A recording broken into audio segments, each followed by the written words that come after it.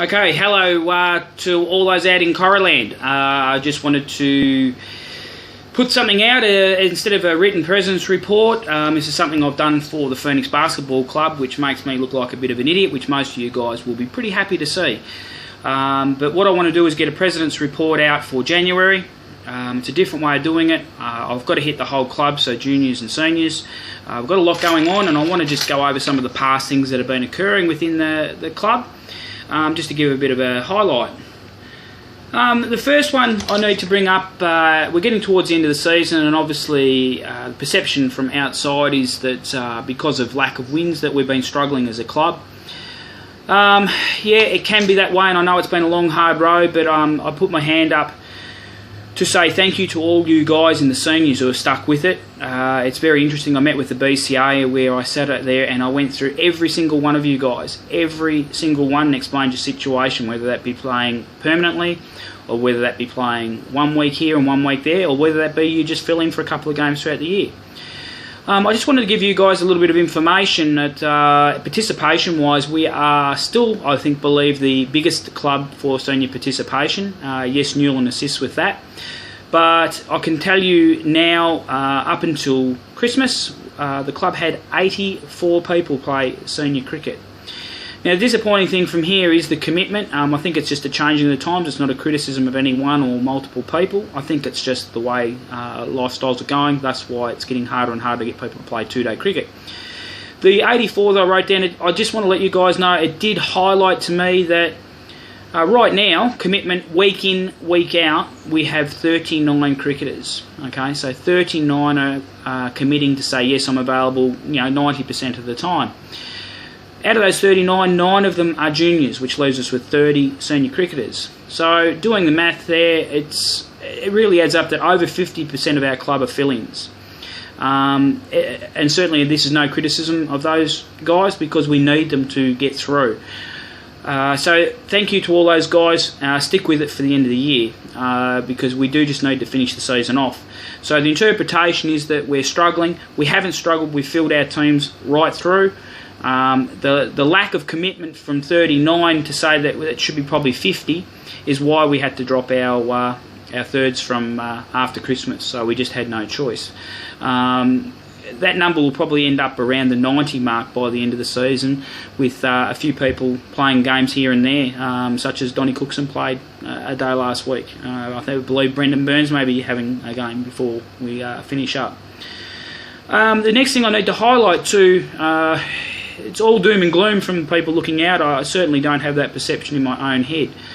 The club, I remind everyone that it was about 7 years ago when I come back from over in Tasmania and got involved with the club again. It's been a big journey for us, but I'd just like to say from the junior perspective, I think we hit nearly 100 juniors participating on behalf of Coronet 1 week. I think it was in the 90s there. I think we had 40, 42, 43 Milo cricketers. At the same time, we had, I think, 11 or 12 under-12s training with Adrian. As well as that, we have an under-13s and under-14s and an under-16s all participating and doing quite well numbers-wise. Obviously, yes, wins is a bit the same as what the senior side of things is, but Coronet, if you put it in perspective, with our 4 senior teams and our juniors participating, we're certainly well and truly over the 100 and 120 mark. So that's a lot of cricketers that are coming out of Corraland week in, week out through that period. I just want to give you guys something the committee, a lot of people didn't realise. We tried valiantly and actually got council to put funding, and the BCA put funding into getting us a wicket and a cover so football could be played over. And we actually got this funding and we pursued it and got it, and we're ready to put it in at the top ground at high school. We were quite excited because we thought as coming to Christmas we could have actually been training up there on Tuesdays. Juniors could have been training up there to give full ground practice. Unfortunately, people at high school didn't think that was the best thing for their school, which was a bit of a kick in the bum for us. So that was a bit disappointing. So there has been a lot going on. I want to let you guys know also that I'm trying desperately hard. There's going to be a major development for those guys who have seen some of the grounds who have been done up, going up the Wendouree. If you haven't seen one, go and have a look at the Wendouree. It's been done for about 12 months now. But the outfield is just unbelievable. The same sort of thing is going to happen at Vic Park.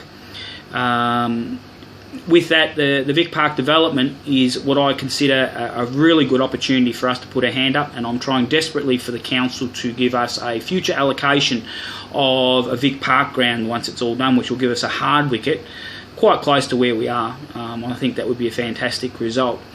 Moving on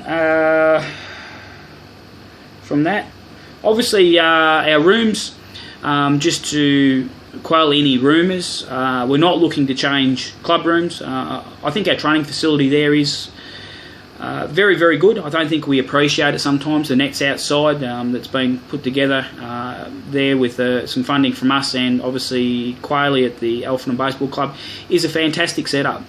Yes, there's visions. I think Quayle's put in 4 batting tunnels now, so there are 4 machines in there with 4 batting tunnels.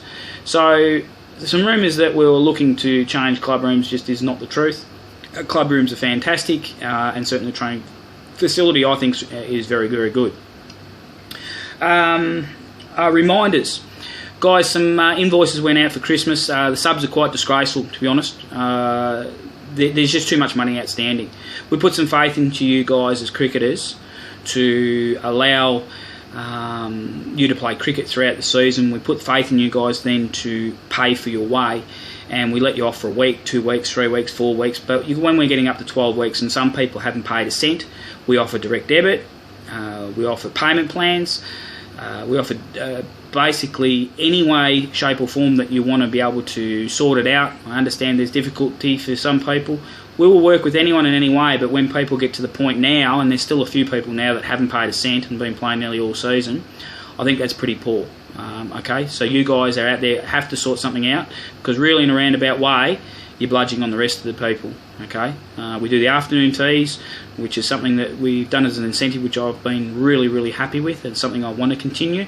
But something like that's going to drop off, because right now, basically, you know, we've got to pay for those afternoon teas, and when people aren't paying, we're going backwards. Okay, all right. Some dates. I just want to run through a number of dates that are coming up. So mark these down. We'll send these out. The first one is tomorrow night, the 1st of Feb. We've got the Sevens launch, which is down at the Red Lion Hotel at 7 p.m. Now, I expect everyone to be down there, and predominantly a lot of the junior parents and kids to go. There are mini bats that are being handed out, selling mini bats. It's just going to be a fairly informal night with a few guest speakers, but it is a big one, and I just need to say, for all the work that Brendan Everard has done, out of respect, I expect that there is a good showing from our club. Brendan has put multiple hours into this to make this work, and I think out of respect for a man who's done that type of work, Monday night's a reflection for our club to step up and say, hey, let's get along and help. So I asked the parents, because the money raised has been for the juniors. We've done things like cheap subsidising junior cricket. We've done the Milo cricket, which we subsidised. We did the Sean Brown coaching. Okay, we've got the 2 uni people in, which is 2 uni people in to assist us, which is Joe and Taylor Robinson. So all in all, the club's done a hell of a lot for the juniors. So your support in turning up to this launch as a family, as an individual, as a senior, as a junior, it doesn't matter. So tomorrow night at 7 p.m. at the Red Lion. With that, you know, it's a massive thing. Cricket for a cause. The Sevens comp hasn't been going for a long while. Brendan's got it back up going. We've got Yeomans as our major sponsor of the event, so thank you very much to Yeomans. Keep moving with our dates. 5th, happy birthday to Jack. I believe he's turning 18. Look out the Millses, because I think that's going to be a good but bad thing, if you know what I mean. On the 6th, Saturday the 6th, we're back at the Corra Rooms. 13th, we'll be at the Bluebell. 14th, Valentine's Day. Happy Valentine's Day in advance, Simone.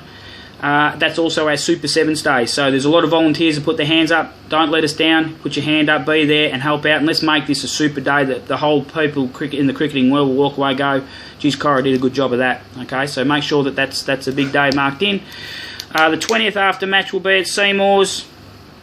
27th will be back at the Bluebell for our final. Now we've had a fair bit of back at the pubs after Christmas. That's just to meet our sponsorship requirements, so make sure we get that there.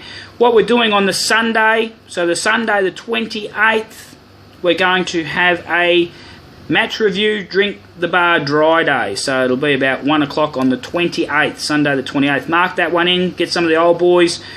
Certainly the women are happy to come up, okay, so it's a bit of a season review and a couple of frothies to have a talk about it.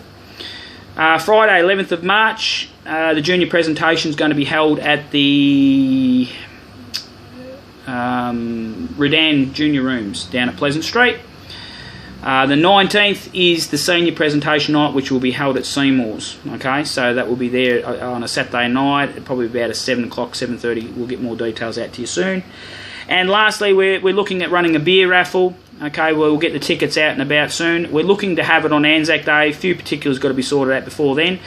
But it will be a big day. We're going to do a beer raffle. There'll be a lot of things and a lot of prizes there as well. Okay, so all in all, guys, thank you very much for your time. I hope I haven't bored you too much. And thanks for your time and effort. Cheers.